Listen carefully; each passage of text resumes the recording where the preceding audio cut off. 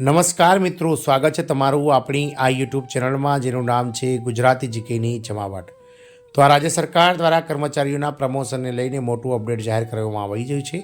નોકરિયાતોને જે છે મિત્રો વરિષ્ઠ પગાર આપવા માટે આ પ્રમોશનો ખૂબ જ જરૂરી હોય છે અને રાજ્ય સરકાર દ્વારા આવા 1 લાખ કરતાં વધારે કર્મચારીઓને હાલમાં પ્રમોશન આપવાને લઈને મિત્રો જાહેરાત કરવામાં આવી છે. જાણીએ વિડીયોમાં વિગતવાર કે ભારત દેશની કઈ રાજ્ય સરકાર દ્વારા કર્મચારીઓના પ્રમોશનને લઈને મોટું અપડેટ બહાર પાડવામાં આવી છે તેના વિશે વિડીયોમાં થોડી વિગતવાર ચર્ચા કરીએ. તો વિડીયોના અંત સુધી તમે બન્યા રહો.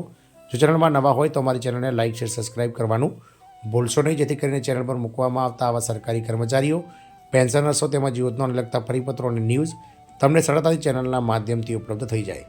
તો વાત કરીએ મિત્રો મધ્યપ્રદેશ રાજ્યની. તો મધ્યપ્રદેશમાં પ્રમોશનને લઈને મોટું અપડેટ્સ આવી છે.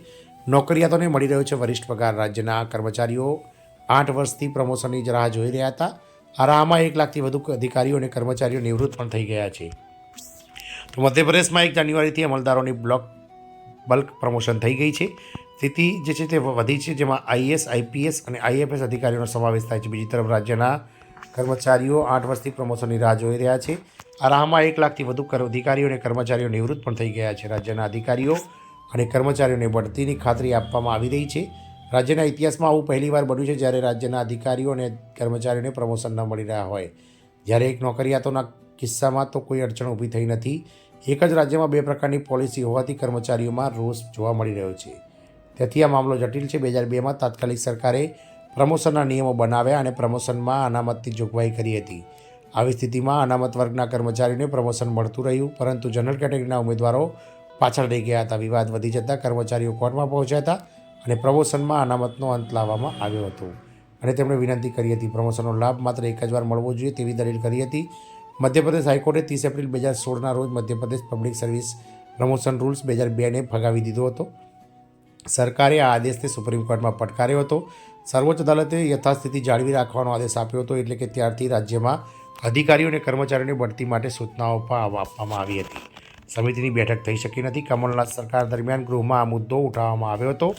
તાત્કાલિક વિધાનસભાના અધ્યક્ષ એનપી પ્રજાપતિએ તો અશાંતિને કહ્યું હતું કે જ્યાં સુધી રાજ્યના કર્મચારીઓના પ્રમોશન શરૂ ન થાય ત્યાં સુધી નોકરિયાતોના પ્રમોશન પણ ન કરવા જોઈએ. રાજ્યના કર્મચારીઓના પ્રમોશનનો માર્ગ શોધવા માટે હાઈ પાવર કમિટીની રચના કરવામાં આવી હતી. સમિતિ માત્ર કાગળો પૂરતી જ સીમિત રહી, મિટિંગ થઈ શકી નહીં અને કમલનાથ સરકાર લઘુમતીમાં આવી ગઈ. શિવરાજ સરકારમાં કેબિનેટ કમિટી પણ બનાવવામાં આવી હતી, પરંતુ કોઈ નિર્ણય લેવાઈ શક્યો ન હતો. ત્યારથી આ મામલો ફાઇલોમાં રાખવામાં આવ્યો હતો. જોકે અધિકારીઓ અને કર્મચારીઓની નારાજગી દૂર કરવા સરકારે ઉચ્ચ હોદ્દા પર ચાર્જ આપવાનો માર્ગ શોધી કાઢ્યો છે. કેરટેકરનો ચાર્જ સોંપીને કર્મચારીઓ અને અધિકારીઓને સંતોષ આપવામાં આવી રહ્યો છે. પોલીસ, જેલ અને વન વિભાગની યુનિફોર્મવાળી પોસ્ટ પર આ સિસ્ટમ લાગુ કરવામાં આવી છે, પરંતુ કર્મચારીઓ તેનાથી સંતુષ્ટ નથી. તેથી નોકરિયાતોનો ફાયદો થાય છે. હાઈકોર્ટે 2002ના પ્રમોશનના નિયમોને ફગાવી દીધા છે. જ્યારે નોકરિયાતોએ મધ્યમ વર્ગ માર્ગ શોધી કાઢ્યો છે. પ્રમોશનના બદલે તેમને સિનિયર પગાર ધોરણ આપવામાં આવે છે. સિનિયર પગાર ધોરણ મળવાના કારણે સ્થિતિ પણ વધી રહી છે. કર્મચારીઓના કિસ્સામાં સરકારની દલીલ એવી છે કે સરકાર કોર્ટમાં જાય છે. ઓર્ડરની રાહ જોવાઈ રહી છે. રાજ્યના અધિકારીઓ અને કર્મચારીઓ પણ રાહ જોઈ રહ્યા છે. કોર્ટ પ્રમોશન રોકવાના પક્ષમાં નથી. પ્રમોશનના ભાવે રાજ્ય સરકારના કર્મચારીઓ સમયાંતરે કોર્ટમાં જતા હતા. હાઈકોર્ટે પણ અલગ અલગ કેસમાં પોતાનો અભિપ્રાય સ્પષ્ટ કર્યો છે કે પ્રમોશન અટકાવી શકાય નહીં.